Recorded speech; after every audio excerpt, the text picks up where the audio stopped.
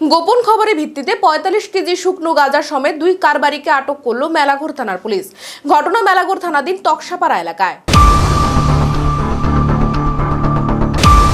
গোপন খবরের ভিত্তিতে তকসাপাড়া ১ নং ওয়ার্ড এলাকায় প্রাণজিৎ বর্মনের বাড়িতে অভিযান চালিয়ে ৪৫ কেজি ড্রাম ভর্তি শুকনো গাঁজা উদ্ধার করে পুলিশ। নিজ বাড়িতে ঘরের ভেতর মাটির নিচে লুকোনো ছিল গাঁজা ভর্তি ড্রাম, যার বাজার মূল্য আনুমানিক ১ লক্ষ টাকা। অভিযানে বাড়ির মালিক প্রাণজিৎ বর্মন এবং সঞ্জিত বর্মন নামে এই দুই ভাইকে আটক করতে সক্ষম হয় পুলিশ। গাঁজা সমেত ধৃত দুজনকে পুলিশ থানায় নিয়ে আসে এবং একটি এনডিপিএস ধারায় মামলা নেন। অভিযান প্রসঙ্গে মেলাঘর থানার পুলিশ আধিকারিক দেবাশিস সাহা জানান, শুকনো গাঁজা উদ্ধার হয়েছে, কতটুকু বা কোথায় থেকে উদ্ধার হয়েছে?